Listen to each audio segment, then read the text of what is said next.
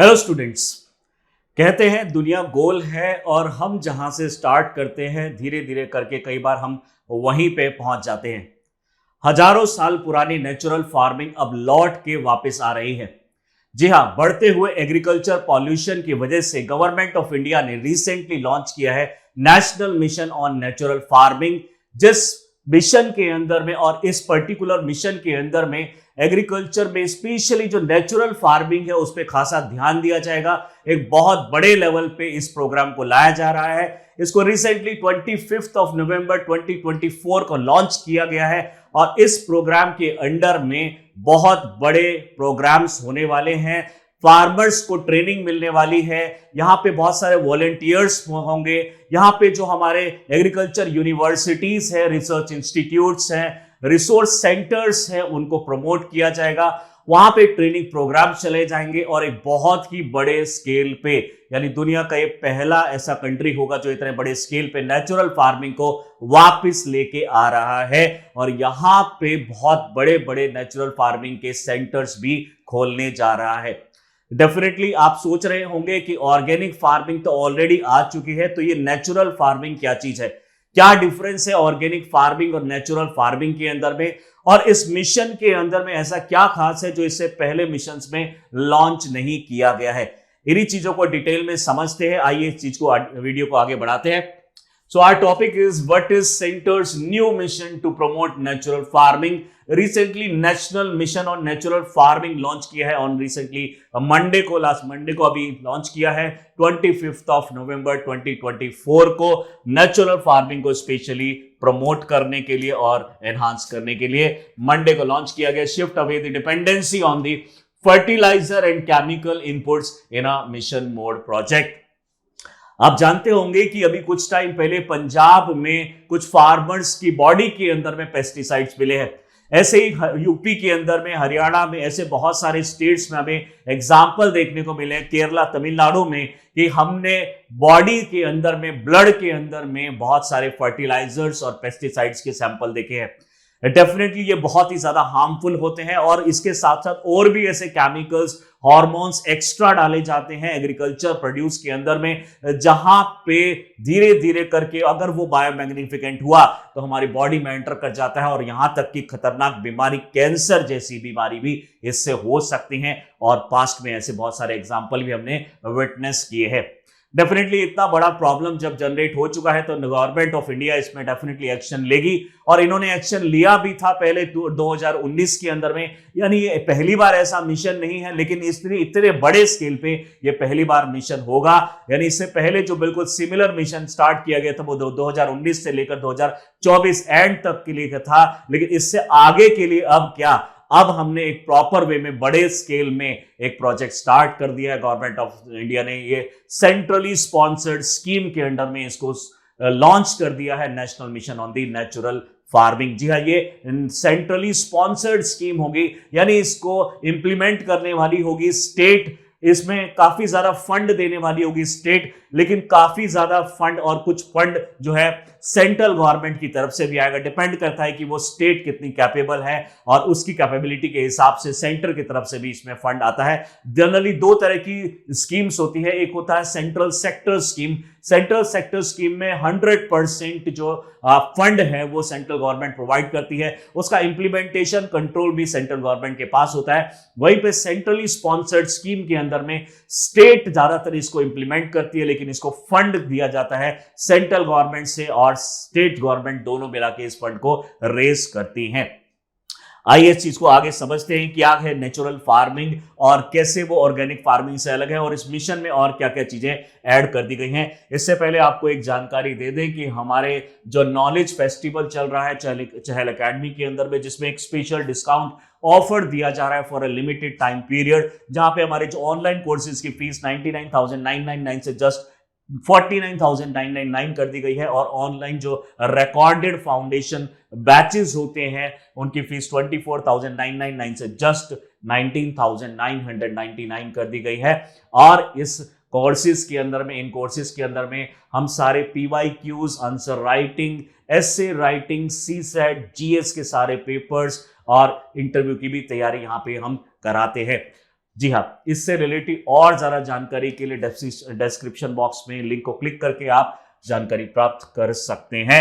अगर हम आगे बढ़ते हैं इस टॉपिक की तरफ कि नेचुरल फार्मिंग जो है इसमें किस तरीके से ये हेल्प कर सकती है हमारे फार्मर्स को, पहले बात करते हैं। यूनियन कैबिनेट ने अभी 25 नवंबर को ही ये मिशन लॉन्च किया है, national mission on natural farming. ये एक सेंट्रल स्पॉन्सर्ड स्कीम है under the ministry of agriculture and farmer welfare. इसका मेन पर्पस है नेचुरल फार्मिंग को प्रमोट करना, यानी जो हम पहले हजारों साल पहले, कुछ 100 साल पहले जो हमारे जो फार्मर्स थे, जिस टेक्नोलॉजीज को यानी एक तरीके से जो प्रोसेस को फॉलो करते थे, वो सेम प्रोसेस हम दोबारा से यूज करने वाले हैं। लेकिन इस बार एक मिशन मोड में इसको हमने ले लिया है, यानी हमने इसको मिशन बना लिया है कि हमें इसको अचीव करना ही करना है। अदरवाइज इससे रिलेटेड बहुत सारे हेल्थ इश्यूज होते रहे हैं, यानी अगर हम एग्रीकल्चर में बहुत सारा पेस्टिसाइड्स अनवांटेड उसके अंदर में केमिकल्स, फर्टिलाइजर्स डालते रहेंगे तो हमारी बॉडी के अंदर में कैंसर जैसी खतरनाक बीमारी भी पनपती रहेंगी। फर्दर अगर हम इसके देखें तो नेचुरल फार्मिंग का मतलब क्या है और किस तरीके से नेचुरल फार्मिंग अलग है ऑर्गेनिक फार्मिंग में। उदाहरण के तौर पे अगर हम ऑर्गेनिक फार्मिंग को देखें तो और इन दोनों में 90% के आसपास आप बोल सकते हैं सिमिलैरिटी, यानी दोनों एक ही तरह की फार्मिंग है। ऑर्गेनिक फार्मिंग में ऑर्गेनिक चीजें यूज की जाती हैं, नेचुरल फार्मिंग में भी ऑर्गेनिक चीजें ही यूज की जाती हैं। बट ऑर्गेनिक फार्मिंग के अंदर में यहां पे आप जो ऑर्गेनिक प्रोडक्ट है मार्केट से भी खरीद के ला सकते हैं, या फिर किसी से आसपास किसी फार्मर से भी आप ले सकते हैं, किसी गवर्नमेंट की बॉडी से वहां से ले सकते हैं। जबकि नेचुरल फार्मिंग के अंदर में जो फार्मर है वो इंडिजीनियसली प्रोड्यूस करेगा अपने फर्टिलाइजर्स और पेस्टिसाइड्स को, जैसे कि cow dung, urine, jaggery, plant residues, tree residues, microbes, इन सभी चीजों को फार्मर जो है हमारा वो खुद ही इन सब चीजों को अपने फार्म लैंड में प्रोड्यूस करेगा और उसको यूज करेगा। यहां पे जीरो बजटिंग पे खासा जोर दिया गया है, यानी जीरो बजट नेचुरल फार्मिंग होगी। बल्कि अगर हम इसको डिफरेंस देखते हैं ऑर्गेनिक से, तो ऑर्गेनिक के अंदर में जीरो बजट नहीं होता। यहां तक कि इतना देखा गया है कि ऑर्गेनिक फार्मिंग करने वाले फार्मर्स को ज्यादा इन्वेस्ट करना पड़ता है नॉर्मल फार्मर्स से, क्योंकि उनको जो ऐसे ऑर्गेनिक जो फर्टिलाइजर्स और पेस्टिसाइड्स खरीदने पड़ते हैं जो कि बहुत ज्यादा कॉस्टली आजकल मार्केट में अवेलेबल हैं। तो बेसिकली इन दोनों के अंदर में ही हम केमिकल फ्री एग्रीकल्चर करते हैं, इरिगेशन करते हैं और बाकी प्रोसेस करते हैं। लेकिन नॉर्मल जो हमारा ऑर्गेनिक फार्मिंग है उसके अंदर में हम बाहर से भी प्रोडक्ट ले सकते हैं और खुद भी वो प्रोड्यूस कर सकते हैं। लेकिन नेचुरल फार्मिंग अगर आ जाएगा वर्ड, तो इसका मतलब है सारा का सारा चीजें फार्मर्स वही काउ डंग से और जो स्पेसीज होते हैं या फिर यूरिन होता है और जो हमारे प्लांट रेसिड्यू और जैगरी होता है यानी गुड़, वहां से इसको प्रोड्यूस करेंगे और उसको यूज करेंगे। डेफिनेटली आप सोच रहे हो कि जब नेचुरल फार्मिंग से हम धीरे धीरे इस तरह के केमिकल फर्टिलाइजर्स और यहां तक पहुंचे हैं तो वापस से वहां जाने का क्या मतलब है। सबसे पहला रीजन है हमारा जो हेल्थ इंपैक्ट है, बहुत ज्यादा नेगेटिव हेल्थ इंपैक्ट पड़ता है इस वजह से, क्योंकि हम बहुत ज्यादा केमिकल्स फर्टिलाइजर्स यूज करते हैं। और दूसरा इसके पीछे जो रीजन है कि ये जो इस तरह की जो फार्मिंग थी पहले भी हुआ करती थी, लेकिन उसके अंदर में बहुत ज्यादा प्रोड्यूस नहीं हुआ करता था, और प्रोड्यूस नहीं हुआ करता था और हमें हमारी पॉपुलेशन बढ़ती चली जा रही है, तो उसकी रिक्वायरमेंट को हमें एक तरीके से फुलफिल करने के लिए, सेटिस्फाई करने के लिए हमें नेचुरल फार्मिंग को छोड़ना पड़ा। बहुत ही कम स्टेट्स है जहां पे नेचुरली फार्मिंग आजकल होती है, ज्यादातर जो है वो एक तरीके से आजकल ट्रेडिशनल फार्मिंग छोड़ चुके हैं और जो अपनी नए टेक्नोलॉजीज हैं उनको अडॉप्ट कर चुके हैं, केमिकल्स को अडॉप्ट कर चुके हैं, जो हार्मफुल केमिकल्स होते हैं, फर्टिलाइजर्स, पेस्टिसाइड, उनको अडॉप्ट कर चुके हैं। तो अब ऐसा क्या होगा जो इससे प्रोडक्टिविटी बढ़ जाएगी? जी हाँ, यही यहाँ पे एक मेन ट्विस्ट है। यहाँ पे जो गवर्नमेंट ऑफ इंडिया है प्रॉपर ट्रेनिंग प्रोवाइड करेगी फार्मर्स को कि नेचुरली भी आप अपनी मैक्सिमम प्रोडक्टिविटी कैसे गेन कर सकते हैं। कृषि विकास केंद्र जो होते हैं, हमारे ब्लॉक रिसोर्स सेंटर्स जो होते हैं, कंजर्वेशन रिजर्व प्रोग्राम्स होते हैं, इन सब के अंदर में ट्रेनिंग्स प्रोवाइड की जाएगी। वॉलंटियर्स होंगे, कई लाख वॉलंटियर्स होंगे, यहाँ पे साइंटिस्ट होंगे और बहुत सारे एनवायरमेंटलिस्ट होंगे जो इस तरह की ट्रेनिंग को प्रोवाइड करेंगे वॉलंटरली। और वहां पे फार्मर्स के स्टेशंस बनाए जाएंगे और फार्मर्स को, यानी एक जैसे कृषि विकास केंद्र होते हैं, वहीं पे एक अलग से सेंटर बनाया जाएगा नेचुरल फार्मिंग के लिए, स्पेशली ट्रेनिंग प्रोवाइड करने के लिए। इजी लैंग्वेज में सारी चीजें सिखाई जाएंगी, प्रैक्टिकल वर्क आपको कराया जाएगा, जिससे हमारी प्रोडक्टिविटी भी कम नहीं होगी और हम लोगों की बॉडी में भी इस तरह के हार्मफुल केमिकल्स नहीं जाएंगे, क्योंकि कहीं ना कहीं ये केमिकल्स, फर्टिलाइजर, पेस्टिसाइड बायोमैग्निफिकेंट होते हैं, तो वो धीरे धीरे करके प्लांट में एंटर कर जाते हैं। और जब प्लांट को हम कंज्यूम करते हैं, क्रॉप्स को जब हम कंज्यूम करते हैं, व्हीट ग्रेन्स को जब कंज्यूम करते हैं, तो हमारी बॉडी में भी ये चले जाते हैं।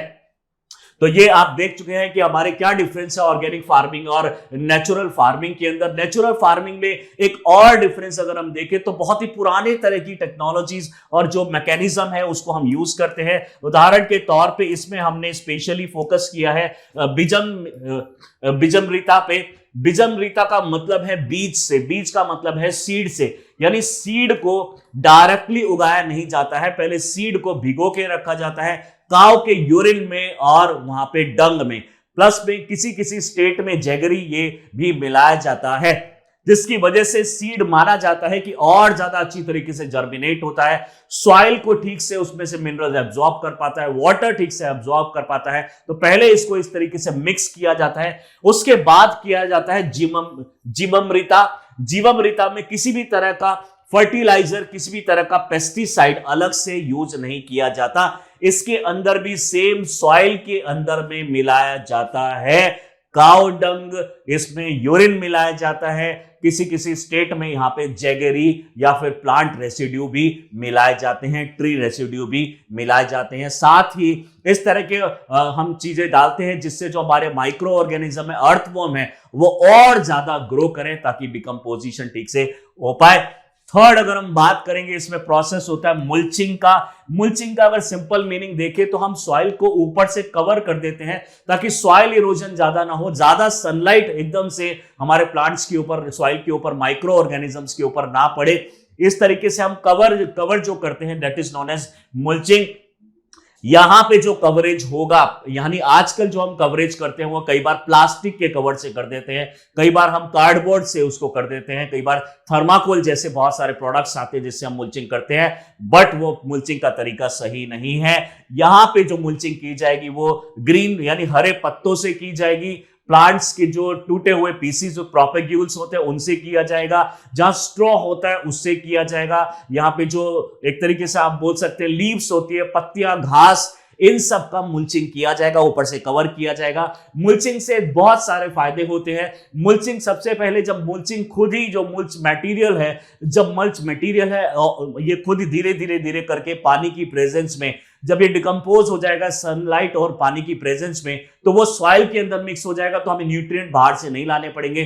प्लस में ये सॉइल को ज्यादा टाइम के लिए रिटेन करके रखता है, ज्यादा इवेपोरेशन इस वजह से नहीं होता है। तीसरा अगर हम देखें तो हमारे जो टेम्परेचर है और सनलाइट है डायरेक्टली क्रॉप के ऊपर नहीं पड़ती, क्योंकि कुछ क्रॉप ऐसी होती है जिनको एक पर्टिकुलर टेम्परेचर चाहिए होता है, तो वहां नहीं पड़ता। प्लस में पर्कोलेशन ये प्रॉपर कर देता है, प्लस में इसके साथ साथ जो अंदर माइक्रो ऑर्गेनिज्म है उसके लिए एरेशन भी बनाए रखता है, यानी हवा आने जाने के लिए एक प्रॉपर मैकेनिज्म होता है। यहाँ पे सॉइल इरोजन भी नहीं होता है, वाटर की वजह से बहुत ज्यादा फ्लडिंग की होने की वजह से लीचिंग भी नहीं होती है। तो बहुत सारे फायदे हैं यहाँ पे मुल्चिंग करने के। और वापस से लास्ट में किया जाता है वाप हासा।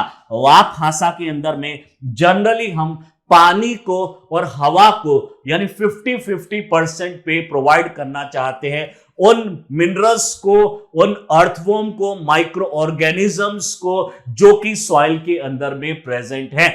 जी हाँ जी, अगर सॉइल के मिनरल्स अगर हमें चाहते हैं कि वो ज्यादा से ज्यादा सॉइल के मिनरल्स जो है वो प्लांट्स तक पहुंचे, या फिर अगर हम ये चाहते हैं कि माइक्रो ऑर्गेनिज्म और अर्थवॉर्म ठीक से डिकम्पोज करें और प्लांट की ग्रोथ में हेल्प करें, तो उनके लिए भी उनको जीना बहुत जरूरी है और प्रॉपर जीने के लिए उनको ऑक्सीजन की जरूरत है। तो इस तरीके से इरिगेशन की जाती है प्रॉपर टाइमिंग पे इरिगेशन की जाती है। लगभग 12 बजे आफ्टरनून में जो होता है ये तरीका, ये सबसे बेस्ट टाइम होता है जिस टाइम पे इरिगेशन किया जाता है। यानी बहुत ज्यादा फ्लडिंग यहाँ पे नहीं की जाएगी। इंडिया के अंदर में आप सुन रहे होंगे कि बहुत तरह की इरिगेशन की जाती है, जैसे drip irrigation, sprinkler irrigation, plus में फ्लडिंग इरिगेशन होती है, स्लांट इरिगेशन होती है, बहुत तरह की इरिगेशन की जाती है। और यहाँ पे उन्हीं प्रैक्टिसेस में से सबसे बेस्ट प्रैक्टिस जिसमें यहां पे एक तरीके से पानी और ऑक्सीजन की एक पर्टिकुलर मात्रा, परसेंटेज हमारे अंदर के ऑर्गेनिजम्स को मिलता रहे, उसके लिए हम करते हैं वाफासा। अगर ये 4 प्रोसेस आप फॉलो कर रहे हैं और इसमें फार्मर कहीं से भी कुछ खरीद के या बाहर से कोई मटेरियल नहीं ला रहा है, अपने लैंड के अंदर ही ये सारी चीजें कर पा रहा है, तो इस टेक्नोलॉजी और इस प्रोसेस मैकेनिज्म को हम बोलेंगे नेचुरल फार्मिंग। डेफिनेटली आप समझ गए होंगे कि ऑर्गेनिक फार्मिंग नेचुरल फार्मिंग से कितना अलग है। फर्दर अगर हम बात करते हैं इसके अंदर, तो सबसे ज्यादा नेचुरल फार्मिंग आज के टाइम पे आंध्र प्रदेश में फॉलो होता है, then it is followed by the Madhya Pradesh, उसके बाद छत्तीसगढ़ आता है, केरला आता है, ओडिशा, हिमाचल प्रदेश, झारखंड, तमिलनाडु। इन स्टेट्स में बहुत बड़े लेवल पे नेचुरल फार्मिंग ऑलरेडी होती है। This data is in hectares, यानी यहां पे अगर हम देखें तो 1 लाख हेक्टेयर एटलीस्ट आंध्र प्रदेश में नेचुरल फार्मिंग होती है। लेकिन अगर हम total productivity, total agriculture land के बारे में अगर बात करें तो इतना ज्यादा परसेंटेज में नहीं आता है। जी हाँ, हमने जैसे अभी कुछ टाइम पहले देखा, सिर्फ 10% ही ऐसे एरियाज हैं जहां पे नेचुरल फार्मिंग होती है। वहां पे स्पेशली वो फार्मर्स नेचुरल फार्मिंग करने जिनकी कैपेसिटी कम है, जिनके पास पैसा कम है, रिसोर्सेस कम है, लिंक्स कम है और गवर्नमेंट से वो बहुत ज्यादा एड या फिर कोई हेल्प नहीं ले रहे हैं, वही फार्मर इसको फॉलो कर रहे हैं। बट अब हमें उनकी प्रोडक्टिविटी को भी बढ़ाना है, क्योंकि गवर्नमेंट का नारा है कि हमें अपने फार्मर्स की जो इनकम है उसको डबल करना है। तो डबल इनकम का फार्मर का जो टारगेट है वो भी अचीव होगा, और जो बॉडी का जो ह्यूमन हेल्थ है ह्यूमन का, वो भी एक तरीके से इंपैक्ट ज्यादा नहीं पड़ेगा और गवर्नमेंट के ऊपर भी ज्यादा इंपैक्ट नहीं पड़ेगा, क्योंकि फर्टिलाइजर सब्सिडी, पेस्टिसाइड सब्सिडी, संजीवनी प्रोग्राम जैसे प्रोग्राम जो है उसमें बहुत ज्यादा पैसा खर्च होता है। आप जानते होंगे कि हर साल हम लगभग 2 से 3% जीडीपी इस तरह की जो हमारी सब्सिडीज होती है उसके अंदर में प्रोवाइड करते हैं, तो गवर्नमेंट का भी यहां पे फायदा होने वाला है। फर्दर अगर हम बात करें, इज द जो national mission on natural farming है, न्यू इनिशिएटिव। डेफिनेटली स्टार्टिंग में ही मैंने बताया ये एक नया इनिशिएटिव नहीं है, लेकिन नई तरीके से जरूर इसको इंप्लीमेंट किया गया है। इससे पहले डेफिनेटली इससे पहले भारतीय प्राकृतिक कृषि पद्धति ये पहले ऑलरेडी लॉन्च किया जा चुका था, सेम गवर्नमेंट द्वारा 2019 से लेकर 24 तक के प्रोग्राम में। अब इसको एक नए मोड में, एक नए तरीके से लगभग 2400 यानी 2481 करोड़ के पीरियड में, यानी सिर्फ 1 साल का यहां पे एक तरीके से आप मान लीजिए, तो टोटल अगर हम देखेंगे for the period of 4 year ऐसा दिया जाएगा। और इसके अंदर में अगर हम देख रहे हैं आप इस पर्टिकुलर प्रोग्राम के अंदर में, तो ये अब प्रोग्राम जो है धीरे धीरे इसको और ज्यादा एनहांस करेगा। जो ये रिसेंट प्रोग्राम है, इनिशिएटिव जो लॉन्च किया गया है वो एक अम्ब्रेला स्कीम के अंदर में किया गया है। अम्ब्रेला स्कीम का मतलब होता है जिसके अंदर में फर्दर बहुत सारे डिविजन्स होते हैं, बहुत सारी चीजें उसमें काम करती हैं, एक साथ बहुत सारी स्कीम जिसके अंदर में इंप्लीमेंट की जाती है। और उस पर्टिकुलर स्कीम का नाम है परंपरागत कृषि विकास योजना, PKVY। ये स्कीम बहुत पहले आई थी, आप जानते होंगे, गवर्नमेंट लेकर आई थी। और इसी प्रोग्राम के अंदर में एक programme further national mission on जो हमारा नेचुरल फार्मिंग है उसको लॉन्च किया जा रहा है। इसके जो पिछले जो फार्मिंग थी भारतीय प्राकृतिक कृषि पद्धति, ये हुआ करती थी। अब बात है कि ये जो हमारा प्रोग्राम है 2022 और 23 के बीच में भी ये काफी सक्सेसफुल रहा। The centre has also promoted natural farming in 5 kilometre belt along the Ganga river, यानी गवर्नमेंट ने स्पेशली ध्यान दिया गंगा रिवर के आसपास के 5 किलोमीटर, यानी दोनों किनारों पे अगर हम देखें तो 5 किलोमीटर रीजन में नेचुरल फार्मिंग के साथ ये एक तरीके से इंप्लीमेंट किया गया था। वहां के लोगों को बोला गया था कि जो हार्मफुल पेस्टिसाइड, फर्टिलाइजर्स, केमिकल्स आप यूज करते हैं एग्रीकल्चर प्रोसेसेस में, वो बहुत ज्यादा हमारी गंगा को एक तरीके से पॉल्यूट करता है। और जो होली गंगा है, हमारी गंगा है, जो पूरे वर्ल्ड में सबसे होलीएस्ट रिवर मानी जाती है, उस गंगा को हम इस तरीके से यानी ये खराब होते हुए, पॉल्यूट होते हुए नहीं देख सकते। तो गवर्नमेंट ऑफ इंडिया ने बहुत अच्छा इनिशिएटिव लिया था फाइनेंशियल ईयर 2022 से लेकर 2023 के अंदर में। स्कीम का नाम था नमामि गंगा स्कीम, जो कि बहुत अच्छी स्कीम साबित हुई फाइनली। और इस स्कीम के अंदर में गंगा को क्लीन करने का प्रोजेक्ट रखा गया था। इससे रिलेटेड जो 10 ट्रिब्यूटरीज हैं उसको भी इसके अंदर इंक्लूड किया गया था। गवर्नमेंट की अगर डेटा के अकॉर्डिंगली माने, अगर हम यहाँ पे गवर्नमेंट के डेटा, तो वो बताते हैं कि हमारा जो ओपन डेफिकेशन फ्री आज पूरा इंडिया हो चुका है, यानी ओपन में कोई भी डेफिकेशन नहीं हो रहा है according to government of India recent data.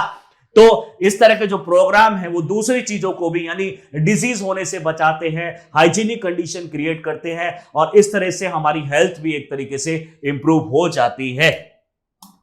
Further अगर हम बात करते हैं बजट 23 को, एक तरीके से इस साल 23 में ये सारी चीजें पहले ही अनाउंस हो गई थी, लेकिन इस वक्त 25 नवंबर 2024 को फाइनली इसको लॉन्च कर दिया गया है। हमारी जो मिनिस्टर हैं, फाइनेंस मिनिस्टर हैं निर्मला सीतारमण जी, उन्होंने इसको एक तरीके से डिक्लेयर किया था। इन्होंने बोला कि नेक्स्ट जो 2 साल होंगे वो नेचुरल फार्मिंग को पूरी तरीके से डिवेटेड है, और यहां पे हम 1 करोड़ फार्मर के ऊपर इनिशियली फोकस कर रहे हैं। Across the country will be initiated into natural farming supported by the certification and the branding. यहां पे प्रॉपर ब्रांडिंग होगी, यहां पे प्रॉपर यानी गवर्नमेंट की यहां पे ब्रांडिंग होगी, प्लस में यहां पे सर्टिफिकेशंस भी दिए जाएंगे। जो हमारे फार्मर्स और जो ट्रेनर्स हैं वो यहां पे ट्रेनिंग जो प्रोवाइड करेंगे, और ये सारी पहली चीज 23 जुलाई को ऑलरेडी बताई भी जा चुकी है हमारी फाइनेंस मिनिस्टर द्वारा। कितना एरिया हम कवर करेंगे नेचुरल फार्मिंग के अंदर में? नेचुरल फार्मिंग का कवरेज एरिया देखें तो 22 लाख हेक्टेयर हम नेचुरल फार्मिंग में हमारा टारगेट है। यहां पे अगर हम बात करें फार्मर्स के इन्वॉल्वमेंट की, तो 34 लाख फार्मर्स इसमें एंगेज होंगे, और इसमें 4 लाख हेक्टेयर यहां पे जो अभी मैंने बताया था कि इससे पहले भी एक स्कीम हुआ करती थी जो भारतीय पद्धति वाली BPKP के अंदर में, और 88,000 हेक्टेयर नमामि गंगा के अंदर में यहां पे, या फिर नमामि गंगे के अंदर में एक तरीके से डाला जाएगा और इसको इंक्लूड किया जाएगा। स्टेट गवर्नमेंट के इनिशिएटिव्स की अगर बात करें तो 17 लाख हेक्टेयर जो लैंड है कवर की जाएगी वेरियस स्टेट द्वारा और उनके इनिशिएटिव द्वारा। फर्दर अगर हम बात करते हैं तो नेशनल जो हमारा मिशन है on natural farming mission goal targeting 7.5 lakh hectare for natural farming. Target हमारा इतना है कि हम यहां तक पहुंच पाए, यानी 15,000 क्लस्टर इन विलिंग ग्राम पंचायत, यानी जो ग्राम पंचायत कैपेसिटी रखती हैं और जो विलिंग है यानी इच्छा भी रखती हैं, वहां पे इस तरह के सेंटर्स को खोला जाएगा, क्लस्टर्स को खोला जाएगा, फार्मर्स की रीच को बढ़ाया जाएगा। स्पेशली 1 करोड़ हमारा यहां पे टारगेट है नेक्स्ट 2 इयर्स के अंदर। बाकी अगर हम बात करें बायो इनपुट रिसोर्स सेंटर्स भी खोले जाएंगे, लगभग 10,000 सेंटर्स यहां पे खोलने की एक तरीके से इसमें लिखा गया है, और रेडी टू यूज यहां पे नेचुरल फार्मिंग इनपुट्स प्रोवाइड किए जाएंगे। फार्मर्स को इनपुट का मतलब है इन चीजों से रिलेटेड जो भी चीजें फार्मर को हेल्प करेंगी वो गवर्नमेंट द्वारा इनिशियल 2 सालों में प्रोवाइड की जाएंगी। यानी किसी तरह का ट्रेनिंग है, किसी तरह की कोई पर्टिकुलर सीड को किस तरीके से ग्रो किया जाता है, या फिर आपको कोई असिस्टेंट ऑन साइट आपको असिस्टेंट चाहिए, ये सारी चीजें आपको प्रोवाइड किया जाएगा under this scheme, under this bio input resource centre. Further अगर हम बात करें how is this mission different from the earlier inventions और इंटरवेंशंस, जो है हमारी जो पहले हो चुकी हैं उनसे कैसे अलग है। सबसे पहली बात है कि इसका जो बजटरी एलोकेशन है वो पिछली हमारी स्कीम से काफी बड़ा होने वाला है, और टारगेट यहां पे 1 करोड़ का है। इतना बड़ा टारगेट पहले कभी भी नहीं लिया गया है। एक ऐसा इकोसिस्टम डेवलप करना चाहते हैं जहां पे पूरे इंडिया के अंदर में सस्टेनेबल नेचुरल फार्मिंग प्रैक्टिस को किया जाएगा। It is also aiming to establish scientific supported common standards यानी ऐसा नहीं है कि आपने नेचुरल फार्मिंग को बोल दिया कि हर फार्मर को नेचुरल फार्मिंग करनी है, लेकिन नेचुरल फार्मिंग में भी तो आपको यह पता होना चाहिए कि कितना हमें फर्टिलाइजर इसमें डालना है, कितना काउ डंग हमें यूज करना है, कितना cow urine, animal urine use करना है, कितना जैगरी यूज करना है और किस टाइम यूज करना है, किस टाइम यूज नहीं करना है, कितना पानी हमें इसमें डालना है। ये सारी चीजें जो प्रोवाइड करेगी गवर्नमेंट प्रोवाइड करेगी और उसके लिए एक स्टैंडर्ड फिक्स कर दिया जाएगा। उदाहरण के तौर पे कि अगर आपको वीट ग्रो करना है तो इतना पानी, राइस ग्रो करना है तो इतना पानी, इतना फर्टिलाइजर, अगर आपको मेज ग्रो करना है तो कितना, ये सारी चीजें यहां पे मेंशन होगी। Friendly certification procedure for naturally growing chemical free produce. Future में हमारा केमिकल फ्री प्रोड्यूस का जो हमारा टारगेट है वो इससे अचीव हो सकता है। It also emphasises a single national brand for naturally growing chemical free produce, यानी हमारा एक ब्रांड बन जाएगा जो कि एक वर्ल्ड वाइड ब्रांड भी हो सकता है कि इस कंट्री में कोई भी केमिकल्स यूज नहीं कर रहा है, कोई भी हार्मफुल फर्टिलाइजर्स, पेस्टिसाइड यूज नहीं कर रहा है, और एक हम अपने आप में एक ब्रांड यहां पे बना लेंगे और हो सकता है कि हमारा जो एक्सपोर्ट है वो भी यहां पे बढ़ जाए। आप जानते होंगे कि जो चाइना जैसी कंट्रीज है जहां पे सिर्फ 4% के आसपास लैंड ही एग्रीकल्चर लैंड है, वो उन कंट्रीज को बाहर से बहुत ज्यादा इंपोर्ट करना पड़ता है। साल भर में लगभग 6 लाख करोड़ रुपए के जो वीट ग्रेन्स है और बाकी ग्रेन्स है उनको वो इंपोर्ट करते हैं। हम ऐसे यहाँ पे एक तरीके से एक्सपोर्टर के फॉर्म में आ जाएंगे और जो कंट्रीज को ये सारी रिक्वायरमेंट है वो भी हम शायद फुलफिल कर पाए इन नियर फ्यूचर। फर्दर अगर हम बात करें और किस तरीके से ये दूसरे वहां से अलग है, establishment of the model farms यहाँ पे है। यहाँ पे बहुत अच्छी बात है, 2000 natural farming model demonstration farms बनाए जाएंगे पूरी इंडिया के अंदर, यानी पूरी इंडिया के अंदर में ऐसी चीजें ग्रो करके सेंटर्स में लगाए जाएंगे ताकि फार्मर्स वहां पे आए और प्रोडक्टिविटी को देखे, प्लस में यहाँ के जो साइंटिस्ट हैं वो भी इसके ऊपर में रिसर्च कर पाए। इसमें जितने भी हमारे कृषि विकास केंद्र होते हैं विलेजेस के, पंचायत के आसपास में, यहाँ पे जितनी भी हमारी एग्रीकल्चर यूनिवर्सिटीज होती हैं और जितने भी हमारे फार्मर्स के बड़े बड़े फील्ड्स होते हैं उन सबको यहाँ पे कवर करने वाले हैं। और रिसेंटली जो हम मतलब अब जो नियर फ्यूचर में करने वाले लगभग 2000 इस तरह के natural farming models, farming lands यहाँ पे डेमोन्स्ट्रेशन के लिए लगाने वाले हैं। ट्रेनिंग और सपोर्ट प्रोवाइड किया जाएगा पूरा का पूरा गवर्नमेंट ऑफ इंडिया की तरफ से। यहां पे ट्रेंड फार्मर मास्टर ट्रेनर्स होंगे, एक्सपीरियंस ट्रेनर्स होंगे, साइंटिस्ट होंगे जो इन लोगों को ट्रेनिंग प्रोवाइड करेंगे, हमारे फार्मर्स को ट्रेनिंग प्रोवाइड करेंगे।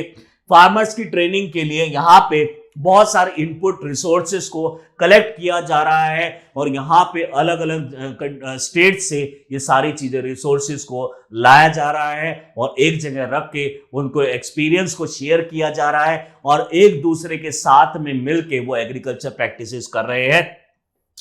इनपुट प्रिपरेशन की अगर हम बात करेंगे तो इनिशियली 18.75 लाख ट्रेंड फार्मर्स होंगे जो कि प्रिपेयर किए जा रहे हैं। प्रिपेयर एनएफ यानी नेचुरल फार्मिंग इनपुट्स प्रिपेयर करेंगे। इनपुट का मतलब है बीज किस तरह से बनाया जाए, किस तरह से ग्रो किया जाए और वो सारी जो मैकेनिज्म है इसके, जैसे कि jeevamrit and beejamrit using their livestock और प्रोक्योर फ्रॉम बीआरसीज। बीआरसीज का मतलब है ब्लॉक रिसोर्स सेंटर। अगर आपके पास अभी ऐसा कुछ नहीं है कि आप इस तरह से कर पा रहे हैं तो कोई बात नहीं, रीजन के आसपास, विलेज के आसपास में ब्लॉक रिसोर्स सेंटर होंगे, वहां से आप अपने रिसोर्सेज को इनिशियल फेजेस में कलेक्ट कर सकते हैं और गवर्नमेंट इसको जहां तक ख्याल है ये फ्री प्रोवाइड करेगी हमारे फार्मर्स को।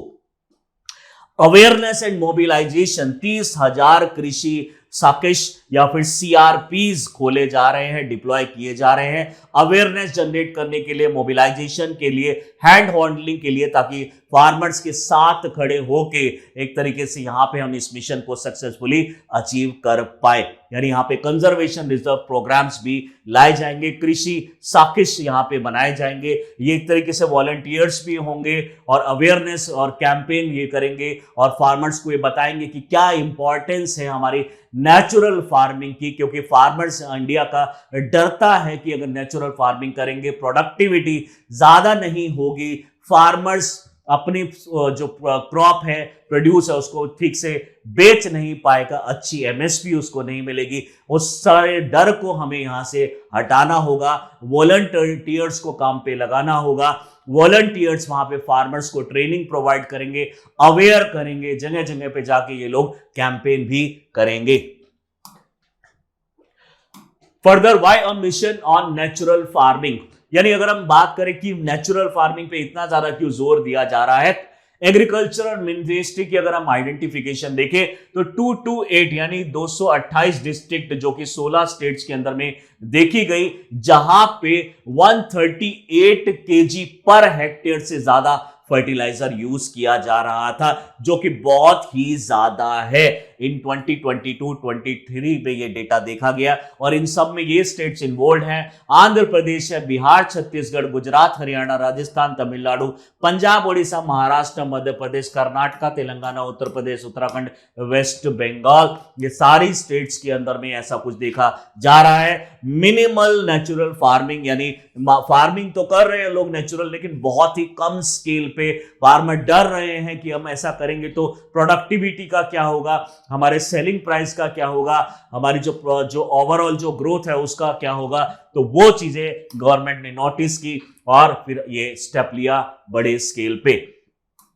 क्या फायदा होगा नेचुरल फार्मिंग का अगर हम बड़े स्केल पे करते हैं? डेफिनेटली बायोडायवर्सिटी को एनकरेजमेंट मिलता है, हमारे इकोलॉजिकल बैलेंस यहाँ पे मेंटेन रहता है, एनिमल लाइफ और जो ह्यूमन लाइफ है वेलफेयर होता है, डिस्करेज करता है एल्गल ब्लूम्स जो होती है, वो जो गंदे पानी और ये सब चीज में होती है। अगर हम प्रॉपर वे में सब करेंगे तो डेफिनेटली उसका ज्यादा इंपैक्ट नहीं पड़ेगा। सपोर्ट वाटर कंजर्वेशन और वाटर हेल्थ, आप जानते होंगे कि आज हमारे पास अगर हम देखें तो 2050 में जो हमारा पानी का स्तर है वो 1000 से नीचे पहुंच जाएगा, और 1000 से नीचे पहुंचने का मतलब है स्ट्रेस्ड लेवल। स्ट्रेस लेवल का मतलब है कि पानी पीने को तो बिल्कुल भी नहीं मिल पाएगा, यानी ऐसी कंडीशन हो जाएगी कि आप जो पानी पीने के लिए आज 20 रुपीज पर लीटर में लेते हैं, वो हो सकता है कि 1000 रुपए पर लीटर हो जाए, और या फिर इससे भी ज्यादा अगर हमने आज स्टेप नहीं लिए। आज का जो हमारा वाटर लेवल है वो 1140 के आसपास है। कुछ टाइम पहले अगर हम देखते तो 1500 था, और एक टाइम था जब हमारा वाटर लेवल 15,000 भी हुआ करता था, बट आज इतना नहीं है। यानी यहां पे अगर हम देखें तो it discourage environmental exposure to the pesticides और केमिकल्स को ये एक तरीके से कम करेगा, हेल्दी सॉइल बढ़ाएगा, कॉम्पैक्ट इरोजन से भी बचाएगा, क्योंकि मल्चिंग का टेक्नोलॉजी हम यहाँ पे यूज करने वाले हैं, ग्लोबल वार्मिंग से बचाएगा। और यहाँ पे क्योंकि अगर हम इस तरह की प्रैक्टिसेस करते हैं तो बड़ी बड़ी मशीनों को लगाना पड़ता है, बड़े बड़े कंपोनेंट्स बनेंगे, फर्टिलाइजर जहाँ पे बनेंगे वहाँ पे इंडस्ट्री में कोयला जलेगा, वहाँ पे पावर प्लांट से इलेक्ट्रिसिटी खरीदी जाएगी और ज़्यादा पॉल्यूशन होगा। लेकिन अगर फार्मर इसको अपने लैंड में ही क्रिएट कर लेता है तो कहीं पे फर्टिलाइजर पेस्टिसाइड बनाने की भी ज़रूरत नहीं पड़ेगी। और ट्रैक्टर जैसी बड़ी जो मशीन्स होती है और उसके साथ जो बहुत अलग अलग मशीन से लगाई जाती हैं बड़े स्केल में, वो भी हमारी जरूरत उसकी कम हो जाएगी, क्योंकि उतने बड़े स्केल पे हम ग्रो करेंगे, लेकिन नेचुरली तरीके से इसको किया जाएगा, यानी पुराने जो तरीके होते हैं उन्हीं को फॉलो किया जाएगा दोबारा से एक बड़े स्केल के अंदर। एग्रीकल्चर एक बहुत ज्यादा इंपॉर्टेंट टॉपिक है, इकोनॉमी में भी इसको कवर किया जाता है, ज्योग्राफी में भी इसको कवर किया जाता है, और इससे जो रिलेटेड जो टेक्नोलॉजीज होती हैं वो फार्मर एड जो है वो साइंस में भी इसको कवर किया जाता है। बहुत ही इंपॉर्टेंट टॉपिक है हमारे यूपीएससी एग्जामिनेशन के लिए, और इस तरह के टॉपिक्स को आपको रेगुलर बेसिस पे देखना चाहिए और अपडेट करना चाहिए कि हमारी गवर्नमेंट ऑफ इंडिया किस तरह की स्कीम्स, स्टेट गवर्नमेंट किस तरह की स्कीम्स लेकर आ रही है हमारे फार्मर्स को प्रमोट करने के लिए, और हमारी जो फार्मर्स की जो इनकम है उसको डबल करने के लिए। और भी इसी तरह के इंफॉर्मेटिव वीडियोस को देखने के लिए do subscribe our channel Chahal Academy. Thank you.